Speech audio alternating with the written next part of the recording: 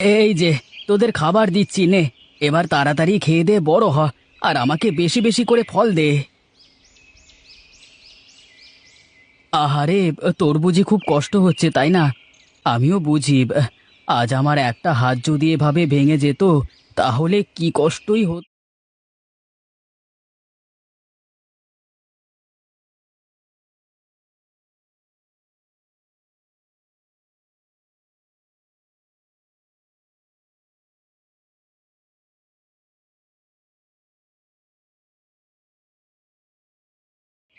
কিরে তিনু, কি সার দিলি জমিতে? দাদা, গাছে জোর পাচ্ছিল না, তাই ভাবলাম একটু জৈব সারই দিয়ে দিই। শুধু জৈব সারে কি আর ফলন হবে রে পাগল? এখন বাজারে কত রকম সার কীটনাশক আছে। তুমি তো জানো দাদা, ওসব প্রাণনাশী কীটনাশক আমি আমার জমিতে দেব না। তাতে যা হয় হবে। দেখ, তোর যা ইচ্ছে কর। আমার বলবার দরকার আমি বললাম, তোর শুনবার হলে শুনবি, না হলে শুনবি না। তা বটে, কিন্তু তুমি কোথায় চললে এই রোদের মধ্যে? কোথায় আর যাব, দেখি জমিতে কলা গাছগুলোর কি অবস্থা। বেশ, চলো আমিও যাই, দেখে আসি তোমার কলা গাছের চেহারা কেমন হলো।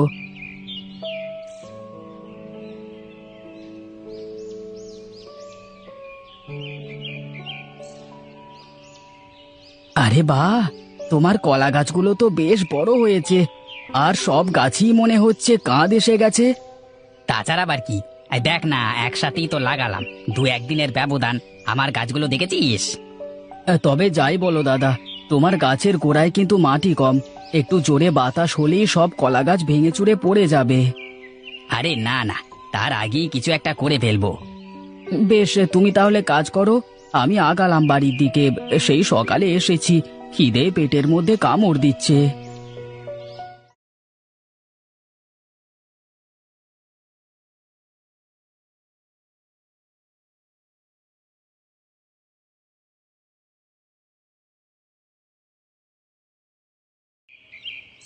কি গো, কখন আসলে তুমি? এই তো আসলাম মাত্র, এসেই তোমাকে ডাকছি, কিন্তু কোনো সাড়া শব্দ তো পাই না। কি করে পাবে শুনি? আমি তো বাড়ির ভিতরেই নেই। সে তো দেখতেই পাচ্ছি যে পানি আনতে গিয়েছিলে। দাও দেখি, এক গ্লাস ঠান্ডা জল দাও দেখি। খালি পেটেই পানি খেতে হবে না, এক কাজ করো, হাত মুখ ধুয়ে এসো, খাবার খাবে। তোমার সাথে আসলে কথা বলে পারা যাবে না গো, তুমি যা বলবে তা তো করতেই হবে।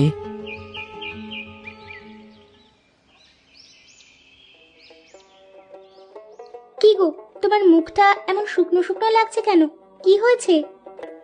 না, তেমন কিছু হয়নি, তবে খুব চিন্তা হচ্ছে গো। এত চিন্তা করে কি হবে শুনি? শুধু শুধু ভেবে মাথা নষ্ট করা। সবার কলা গাছ কেমন তাড়াতাড়ি বড় হচ্ছে, কত বেশি ফলন দিচ্ছে, আর সেখানে আমার কলা বাগানে তো গাছই বড় হচ্ছে না ঠিক মতো। এত অস্থির হয়েও না তো, দেখবি ভালো কিছুই হবে। কি জানি কপালে কি আছে, আজকে নিধিরদার কলা বাগান দেখে আসলাম, কেমন কাঁদি এসেছে গাছে। আর আমার অপেক্ষার ফল মিষ্টি হয়, শোনোনি তুমি? একটু ধৈর্য ধরে দেখবে, ভালো কিছুই হবে।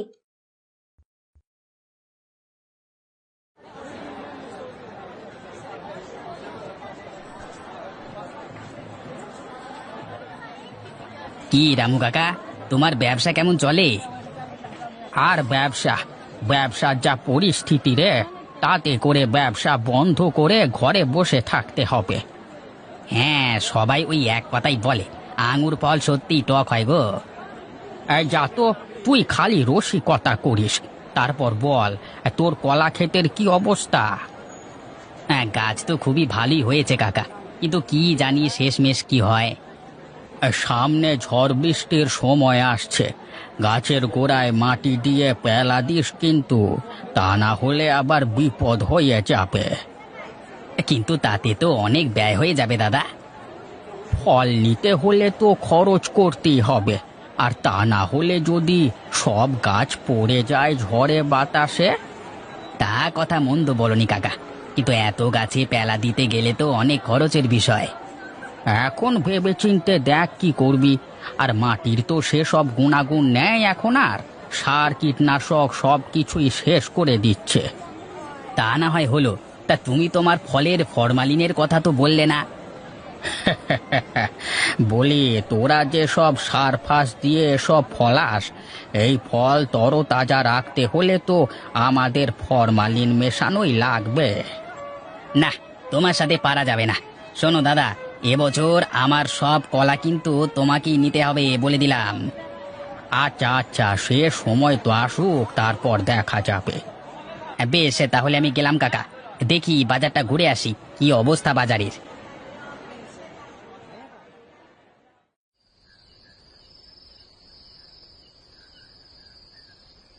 কি গো, তোমার কি আজকে উপোস নাকি?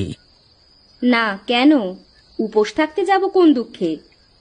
হ্যাঁ, না না, ভাবলাম হয়তো আমার মঙ্গল কামনায় ব্রত রেখেছো। আমার খেয়ে দে কাজ নেই, তোমার জন্য এসব করতে যাব? বেশ তো, সামনে এত ফল কেটে সাজিয়ে রেখেছি, কিন্তু তুমি খাচ্ছ না কেন? এসব ফল খেয়েই তো আরো বেশি সমস্যা হচ্ছে, তার চেয়ে না খেয়ে থাকাই ভালো। ফল আবার তোমার কি করলো শুনি? আমি তো দেখি তুমি নিজে হাতে এসব ফলে ফরমালিন মেশাও, ওটাও তো একটা বিষ। আচ্ছা, তুমি বোঝার চেষ্টা করো না, যারা ফসল ফলায় তারাও তো বীজ দিয়েই ফলায়। এসব ফল ভালো রাখতে হলে ফরমালিন দেওয়া লাগবেই লাগবে। তুমি খাও তোমার ফল, আমি আর খাবো না। শুনেছি তিনু নাকি শুধু জৈব সার দিয়ে কলা চাষ শুরু করেছে, ভাবছি ওর থেকে কলা কিনে রাখবো এবার। তোমার যা ইচ্ছে করো, আমি বসে ফল খাই।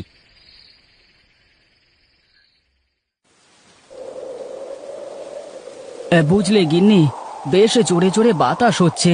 কে জানে জমিতে কলা গাছগুলোর কি অবস্থা। বেশি চিন্তা করো না, আমাদের গাছের কোনো ক্ষতি হবে না। তুমি কিভাবে জানলে যে আমাদের গাছের কোনো ক্ষতি হবে না? তুমি যা সবার মতো বিষ দিয়ে চাষ করো না, গাছের গোড়ায় মাটি আর কম উচ্চতার জন্য গাছের কিছুই হবে না। আমার তো চিন্তা হচ্ছে বেচারা নিধির দান নিয়ে, তার একটা গাছও খাড়া থাকবে না। বাজারের মানুষ কোথায় ঘুমাবে সে চিন্তা করে তোমাকে মাথা নষ্ট করতে কে বলেছে বলো তো আমাকে? তুমি সব সময় এমন স্বার্থপরের মতো কেন কথা বলো গিন্নি? তোমার ভেতরে কি মায়া দয়া কিছুই নেই নাকি? আছে তো, প্রচুর আছে, তবে সব জায়গায় আমার দয়া মায়া উথলিয়ে পড়ে না। মেয়ে মানুষের চিন্তা ভাবনা কে বুঝতে পারে? কার এত সাধ্য?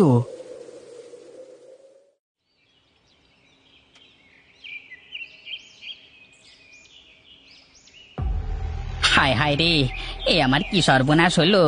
আমার যে সব শেষ হয়ে গেল। আগে জানলে তো সব গাছই পেলা দিয়ে দিতাম, এখন আমার কি হবে? দাদা, ভেঙে পড়ো না। তোমাকে তো বলেছিলাম গাছে পেলা দিতে, কিন্তু তুমি তো শুনলে না। আমি তো তোর কথা না শুনে বড় ভুল করেছি রে তিনু, তুই আমাকে মাফ করে দে ভাই। দাদা, এখন আর এসব বলে কি লাভ বলো? যা হওয়ার তো হয়েই গেছে। তাই বলে আমার সব গাছ পড়ে গেল? শুধু আমার না, এলাকার সবার কলা গাছ ভেঙে চুরে শেষ হয়ে গেছে, শুধু তোর গাছগুলোই দাঁড়িয়ে আছে। দাদা, আসলে মাটির গুণাগুণ ঠিক থাকলে সে মাটিতে তুমি যাই করবে না কেন, সেখানে সোনা ফলবেই ফলবে। আমার যে সবকিছু শেষ হয়ে গেল রে তিনু, এখন আমি কি করব? কি করে এত দেনা দেব? এক কাজ করো দাদা, তুমি আজ থেকে আমার সাথে আমার জমিতে কাজ করো। ভালো ফলন হলে তোমার ক্ষতি পুষিয়ে দিতে পারবো। সত্যি বলছিস রে তিনু? আমার যে বিশ্বাস হচ্ছে না। দাদা, বিপদের সময় যদি মানুষের পাশে না দাঁড়াতে পারি, তাহলে আর আমার এত কিছু করে কি লাভ? সত্যি রে ভাই, তোর মতো করে যদি সবাই ভাবতো। নেনে চল, তোর জমিতে গিয়ে দেখি।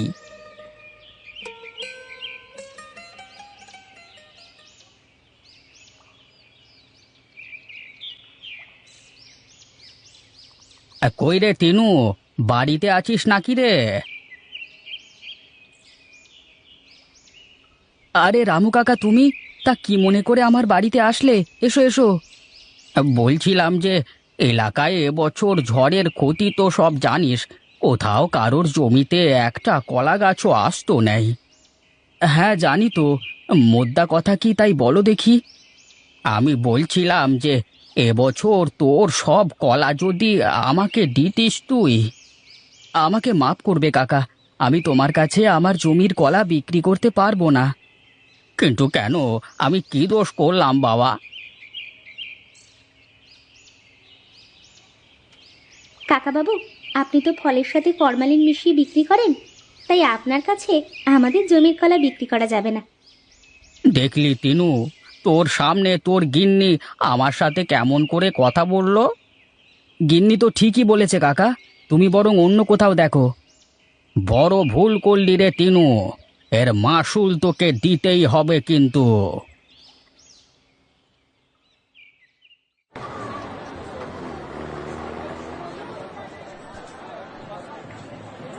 আসুন বাবু আসুন, একদম ফরমালিন মুক্ত কলা নিয়ে যান, আসুন আসুন।